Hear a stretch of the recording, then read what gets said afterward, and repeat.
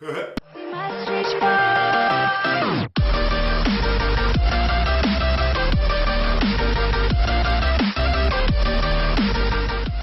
déménagé. Bon, pas récemment, hein, mais je l'ai déjà fait quoi. Ne sors jamais cette phrase de son contexte. En fait, j'ai déjà déménagé plusieurs fois. Alors des fois dans la même ville, des fois à 400 km plus loin. Et à chaque fois, c'est le même bordel. Alors au début, t'es motivé, hein. Tu viens de trouver ton appart, t'es super chaud. Sauf que 3 mois plus tard, bah t'as toujours rien foutu. T'as rempli 2 cartons et demi, ils sont même pas fermés. C'est le bordel partout, y a rien d'emballé. T'es pas prêt. Ah si, t'as demandé à tous tes potes s'ils peuvent venir t'aider à porter les meubles. Et alors là, t'as plusieurs profils différents. Pas de soucis gros, compte sur moi, en fait j'en ai déjà fait plein des déménagements. Je vais mettre mon réveil maintenant. Tu m'as dit à quelle heure? Ah ouais. Lui, en général, tu sais qu'il va pas venir. Bien sûr, mais tu sais que tu peux toujours compter sur moi. C'est quel jour? Samedi? Compliqué, moi le samedi j'ai poney. Hein. Lui, tu t'en doutes, il viendra pas. Au moins il te l'a annoncé. Ouais, compte sur moi, pas de soucis. Bon, écoute, je viens à 6h du matin, comme ça on attaque tôt. À la fraîche. Ah, lui, tu peux être sûr qu'il va venir. Hein. Et pile à l'heure. Et des fois, mais pas tout le temps, t'as celui qui vient, qui boit toutes les bières et qui repart. Ah oui, les bières. L'apéro et le déménagement, c'est intimement lié. Un peu comme le catéchisme et le mal de cul. Et tu peux être sûr que tu vas te faire niquer à tous les coups. Si à 15h tout le monde est à sec, mais là t'imagines même pas la réputation que tu viens de te faire auprès de tes potes. Le radin direct. Par contre, s'il reste même ne serait-ce qu'une bière, tu peux être sûr que même si tu poses le dernier carton à minuit et demi, même si t'as un plein le cul, tu te lèves dans 3 heures pour aller bosser, il y aura toujours un lascar pour rester boire avec toi.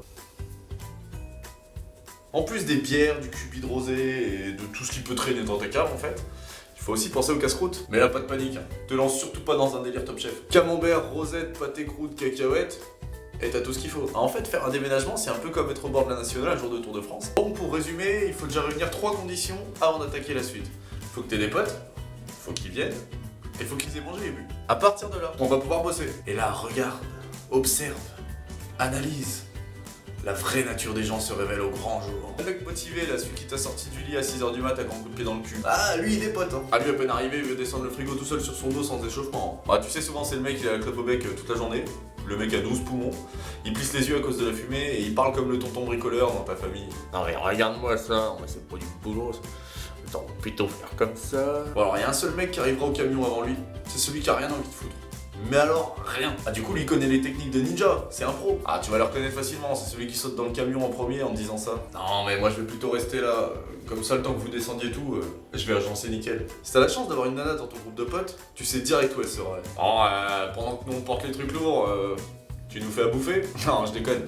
Non, elle sera en général à l'emballage ou au déballage des cartons. Ta pote, mais elle va t'aménager un salon de ouf, alors que t'as même pas eu le temps de monter les 4 étages avec ton lave-vaisselle. Bon, moi, t'as vu... Il y avait pas de fille à mon déménagement. Ah mais elle va te demander où tu poses des trucs, tu savais même pas que tu les avais. Elle va tellement bien ranger tes affaires, il y en a certaines tu les retrouveras jamais. Mais en général c'est elle qui pense à prendre une glacière pour garder les bières au frais. Oh t'as aussi le fameux savant là, celui qui est venu que pour boire des coups avec ses potes. Bon lui si t'arrives à le motiver à bosser, il va être obligé de te dévoiler sa botte secrète. Ah mais c'est le mec, il arrive au premier coup d'œil à détecter tous les cartons les moins lourds de la pièce. Ben en général il se prend une pause clope entre chaque voyage avec celui qui est resté dans le camion. Et puis il y a toi. Entre finir les cartons, dire qui porte quoi, couper le saucisson, compter les bières, t'as un peu l'impression d'être l'employé du mois chez McDonald's. Bon alors une fois que l'appart est vide, faut le nettoyer, faut virer les traces cheloues sur les murs, faut virer les poêles de la baignoire, faut frotter les chiottes. Et là bizarrement d'un coup, t'as plus de potes. Enfin si, ceux qui restent en général ils sont bien motivés pour aller direct poser les meubles dans le nouvel appart. Donc bon, c'est parti, on prend le camion. Et là, c'est Bagdad. Bon là les mecs ils commencent à en avoir plein le dos. Hein. Il fait chaud, il reste 2 bières pour 8 poilus.